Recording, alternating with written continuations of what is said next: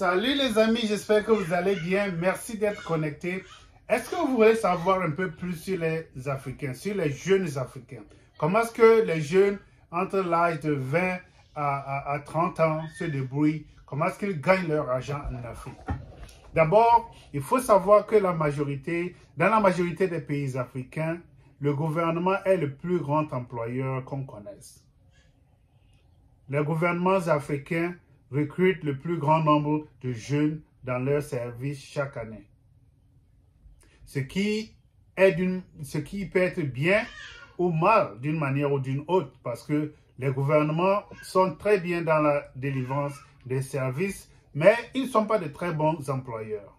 Parce que certaines fois, l'âge limite pour entrer dans le service du gouvernement, et ce que je sais au Togo, est un peu jeune, ou bien certaines fois, ça n'autorise pas, ça ne favorise pas beaucoup de gens en Afrique. Donc, si vous rentrez déjà dans le gouvernement à l'âge de 35 ans, vous avez à peine 20 ans pour travailler. Parce qu'après ça, on va vous pousser à la retraite. Si vous rentrez très jeune, vous avez plus de chances, mais combien est-ce que le gouvernement peut vous pousser combien est-ce que vous allez gagner dans le gouvernement? Mais ce qu'on sait, les gouvernements dans les pays africains sont les plus grands employeurs qu'on connaisse. En plus du gouvernement, il faut comprendre qu'il y a beaucoup d'ONG. Les ONG qui militent dans le social, dans la politique, dans les droits de l'homme, de gauche à droite, sont des gens qui emploient une grosse majorité aussi des jeunes.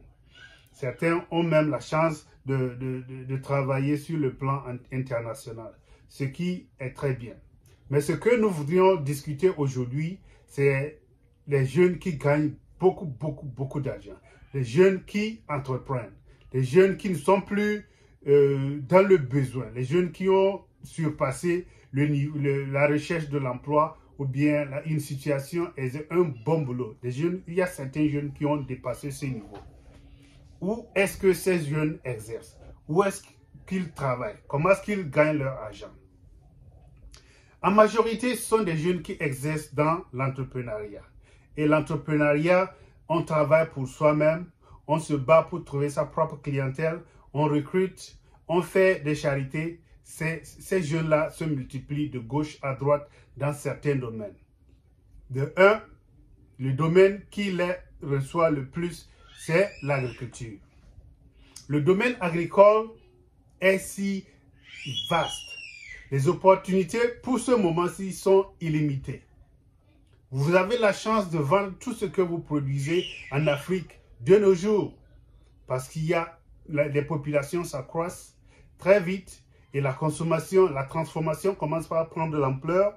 La consommation aussi s'élève de plus en plus. Donc, ceux qui produisent des produits agricoles arrivent à les liquider d'une façon constante. Ce qui fait que leurs entreprises ne perdent pas de l'argent. Ils font que gagner de l'argent.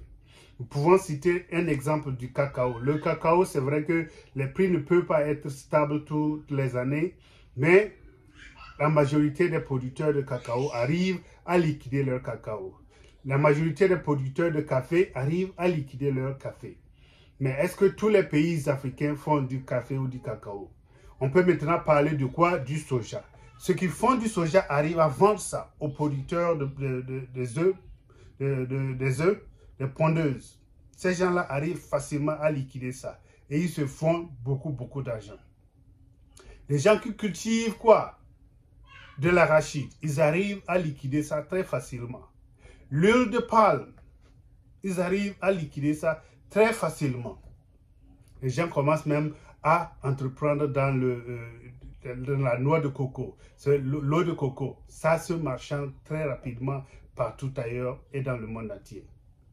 Donc, l'agriculture emploie beaucoup de gens qui commencent par maintenant faire beaucoup d'argent et vous allez voir ces individus-là qui s'habituent à un niveau de vie à l'occidental. Et ça c'est très bien, c'est encourageant. Où est-ce que beaucoup de millionnaires sont créés aussi en Afrique? À part l'agriculture, vous allez vous rendre compte qu'il y a beaucoup de jeunes qui sont dans l'informel. L'informel regroupe quoi? Le commerce général, l'import, l'export, tout ça. Il y a beaucoup de jeunes Africains qui vont en Chine. Ils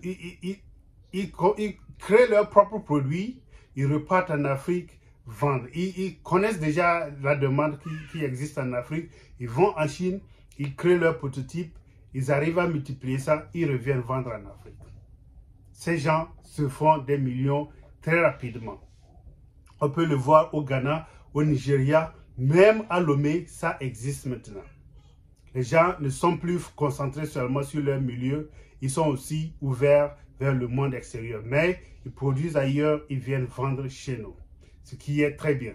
Dans les petits coins de rue, les marchés sont d'habitude animés par les jeunes. Vous allez voir beaucoup de femmes dans ce domaine de l'informel, mais les garçons s'intéressent de plus en plus dans ce domaine et ils créent des boutiques, ils créent leurs propres produits vestimentaires, ils créent tout ce que la jeunesse africaine peut consommer et ils arrivent à s'enrichir d'une façon très rapide. Voilà, la troisième position, ce qui enrichit les jeunes le plus rapidement possible aujourd'hui en Afrique aussi, nous pouvons parler des réseaux sociaux. Vous savez bien que Facebook, Twitter, Instagram, TikTok, YouTube, il y a plein de jeunes qui sont sur ces réseaux-là et ils commencent par gagner beaucoup d'argent. Vous allez vous dire, certains croient que l'Afrique n'a pas d'Internet, on n'a même pas d'électricité, mais ils se trompent. Ça, si on pouvait compter le nombre d'utilisateurs des réseaux sociaux en Afrique, peut-être que d'un certain point, nous surpassons le nombre d'utilisateurs dans certains pays développés. Parce que c'est une bonne porte de sortie pour certains jeunes qui sont arrivés, qui arrivent à monétiser leurs vidéos, qui arrivent à monétiser leur créativité. Et beaucoup de millionnaires sont maintenant là-bas en Afrique. Ils ont fait toute leur vie sur les réseaux sociaux. Ils gagnent beaucoup d'argent et ne pouvaient pas sortir de là d'une autre manière. Les réseaux sociaux les ont créés et ils sont fiers de l'être comme ça. Il y a beaucoup de millionnaires qui sont dans ce domaine. D'un autre côté, nous avons aussi la crypto-monnaie. La crypto-monnaie peut être mal comprise, mais les jeunes Africains ils l'ont adoptée. Ils l'ont compris très rapidement. Et beaucoup de jeunes arrivent à faire de l'argent, de bon argent dans ce domaine. Ils arrivent à se sortir eux-mêmes de la dépendance. Ils n'attendent plus que le gouvernement les emploie. Ils n'attendent plus bosser pour quelqu'un. Ils sont arrivés à se sortir de la pauvreté d'un coup comme ça. Donc, il y a des jeunes qui roulent dans les meilleures voitures que d'autres qui vivent en Occident. Il y a des jeunes qui ont des maisons à concurrencer le monde occidental et leurs parents ne vivaient pas, n'avaient même pas un bon niveau de vie. Ils ont juste sorti leur propre épingle du jeu et voilà, ils sont bien. Bon, mais il faut maintenant faire attention. Il faut faire attention parce qu'il y a d'autres jeunes qui sont dans ce qu'on appelle le broutage en Afrique de l'Ouest. Le broutage consiste c'est de la délinquance sur les réseaux sociaux. Si vous avez reçu des emails de gauche à droite, ou bien vous êtes actif sur les réseaux sociaux, vous allez commencer par recevoir des emails, ou bien des messages instantanés de certains jeunes, surtout, le plus souvent des filles. Si vous êtes un garçon, vous allez recevoir des contacts de certaines filles qui veulent avoir votre numéro WhatsApp. Et quand on prend votre numéro WhatsApp, on sait quand est-ce que vous êtes connecté, on sait quand est-ce que vous n'êtes pas connecté. Et si vous ne faites pas attention, ils vont utiliser cela pour vous avoir dans leur filet. S'ils arrivent à parvenir à vos photos intimes, vos images intimes, c'est fini. Ils vont vous collecter de l'argent. Ils vont vous prendre de l'argent. Et c'est comme ça, certains jeunes arrivent à gagner beaucoup d'argent sans rien faire, sans beaucoup travailler. Donc, il faut faire attention sur ce côté aussi.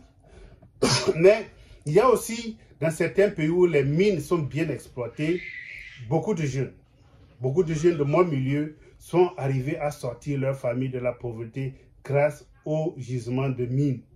Au Ghana, en Côte d'Ivoire, beaucoup de mes cousins, de mes petits frères de mes connaissances lointaines exercent dans ce métier et ils arrivent, ils touchent de l'or tous les jours. Ils touchent du minerai d'or tous les jours et ils arrivent, ils ont de très bons salaires. Ils arrivent à bâtir de très belles maisons pour leurs parents. Ils roulent en voiture alors qu'ils n'étaient que ils n'ont pas un grand niveau comme ça. Mais ils ont trouvé ce tuyau-là où les Chinois viennent avec de bonnes machines, mais comme ils cherchent des gens qui veulent travailler dur, ils les emploient là-dedans et ils arrivent à sortir leur épingle du jeu.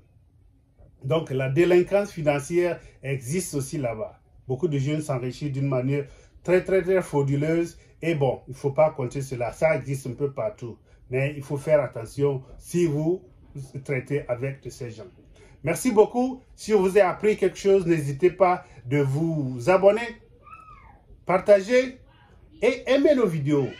Je sais que nous sommes à nos débuts, mais nous allons apprendre en échangeant avec vous, en lisant vos commentaires et en... Merci beaucoup d'ailleurs.